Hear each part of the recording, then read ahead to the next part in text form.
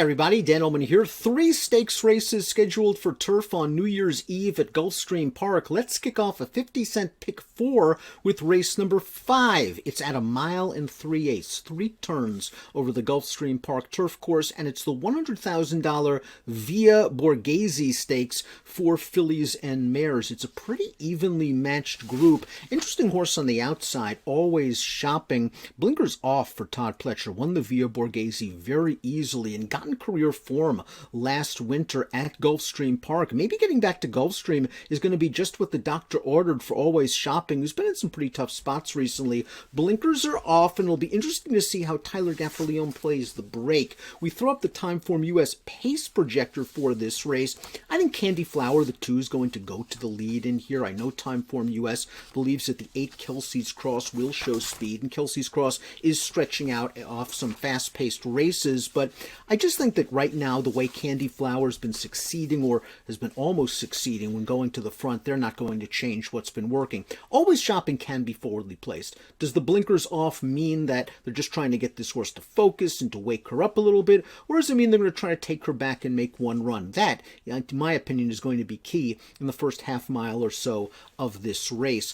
We'll start our analysis with the 1, that is Sweet Serenade. We're going to watch Sweet Serenade's most recent start over the new Tapeta surface at Gulfstream on December the 8th. Only a non-winners of 1 other than for this 3-year-old daughter of Tonalist, but she looked good as the favorite, rallying to win. The 6th place finisher would come back to win a $16,000 Florida-bred 1 other than on the turf with a 76 buyer. This one's never been off the board from 6 lifetime starts, stretches all the way out in distance. Really not too worried about the stretch out in distance. I'm worried about the stretch out in class, stepping all the way up from an entry-level allowance to this stake. Candy Flower is up next. We'll watch Candy Flower's good effort in the Grade 3 Long Island last time out, going 1.5 miles at Aqueduct, and this just looks like the typical Michael Maker horse, reclaimed by Maker actually for $40,000 3 starts back, stretched out to 1.5 miles. This was a fast-paced race in the Long Island for the distance, and Candy Flower is going to hold second behind a quality closer in Muta Makina. Good effort, 96 buyer, might get an opportunity to get to the front again under Amiciel Jaramillo, and Candy Flower could be tough to catch. He was a big price last time out, however, and is only 5-2 on the morning line this time around. The 3 is Beautiful Lover, and we'll watch Beautiful Lover's most recent race because it was a good one. The Zagora at Belmont, 1.5 mile race, her second start off of a June layoff, and this pace was fast, and she made a bid early into the teeth of the pace. A 3-wide bid, 3 furlongs out, made the front in a pitched battle with Candy Flower, who's going to finish 3rd. Beautiful Lover will get the better of Candy Flower, but is going to be outfinished by the odds-on favorite Orgland. Good effort, 89 buyer. You go back in her form from last year. She's got numbers in the 90s. She hasn't run that number yet this year, but it's her 3rd start of the form cycle for Christophe Clement. I like her tactical speed. Luis Saez takes the mount. I think she's a contender. I thought she might have moved just a little bit too early into the teeth of the pace last time out. Christophe Clement also has the 4 Sorrel, and Sorrel ran once at Gulfstream over the winter last year. That was the Grade 3 Orchid, and talk about a tough spot. It was her first race in about 5 months, and she happened to catch Warlike Goddess, probably the best filly and mare turf horse in all of 2021. Sorrel ran okay that day. She wanted to angle outside turning into the stretch, but was hemmed in by Warlike Goddess, who was commencing her rally from the far outside. Once Sorrel actually got to the outside and clear, she was running at the end of that race to only lose by 3 lengths. Now, she went to the sidelines after that start. She ran in the Long Island last time out, and I just don't think that's her running style. Prompting the fast pace set by Candy Flower off the layoff, going 1.5 miles, she tired, and understandably so. With that race under her belt, she should have fitness, and I think Paco Lopez is taking her back, getting her covered up, and trying to make one run like they did in the Orchid last year. I think she's pretty good. It's nice to see her back without another layoff line. Hungry Kitten is another horse going second off the layoff, a shorter layoff for trainer Shug McGahee. This is a horse that ran sort of an odd race last time out in the Zagora. It was a fast pace. Hungry Kitten was last early, and it looked like she was going nowhere fast on the second turn. She was under the whip, she was far behind, and then she turned into the stretch under Jose Ortiz on the inside, and she started running. And I think it surprised Jose how quickly she was making up ground. She'd gotten a little bit of traffic trouble very late in the game. I don't think she would have won with a clear trip. She was too far back. But boy, was she moving at the end.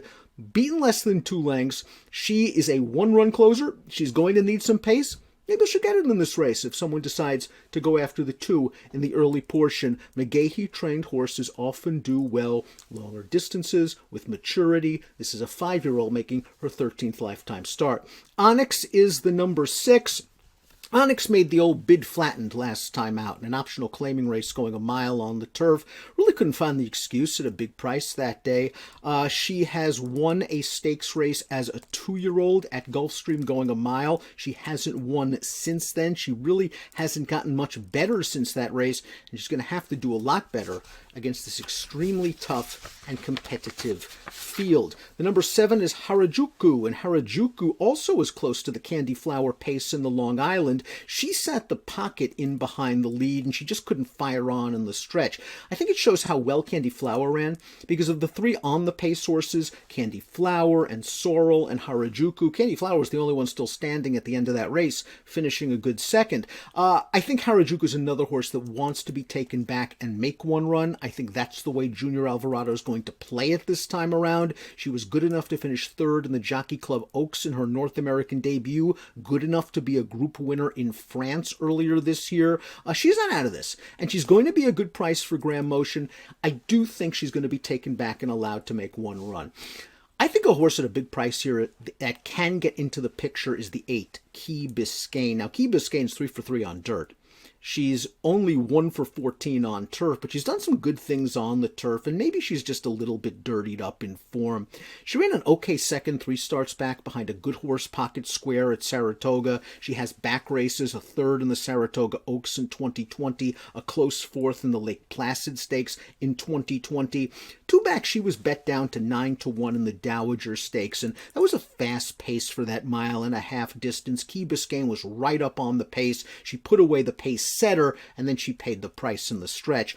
Last time out was a completely different situation. There was no pace on. She was next to last in the early stages, and she just didn't do any running in the stretch. And that's one of the reasons why I didn't use her higher in my picks, as we'll see later. I just wish she did some running. That looks like it was a tough field. Couple next out winners. The winner of that race came back to win a stake at Turfway with an 88 buyer. 3rd place horse came back to just miss in a stakes race on turf at the fairgrounds with a 91. Key Biscayne has tactical speed. Maybe she won't be far from the lead in the early part of this race. And again, she has a couple of races at big prices that indicate she can get into the hunt.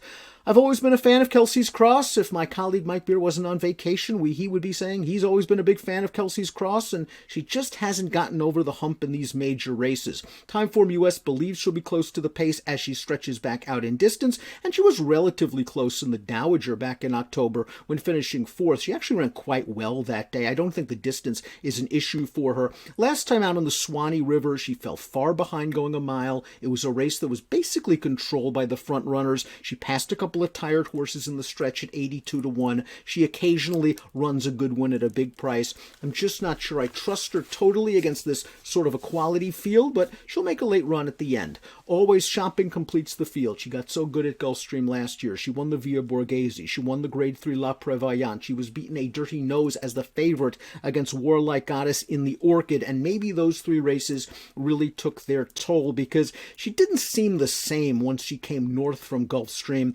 She ran some good races, to be sure. Second in the Weah, 2 starts back, but she was also loose on the lead that day before being run down by My Sister, Nat Norglan, 2 Chad Brown trained horses that are pretty good. And last time out in the Zagora Stakes, she was up close to a solid pace, and then she tired. Blinkers off for Todd Pletcher.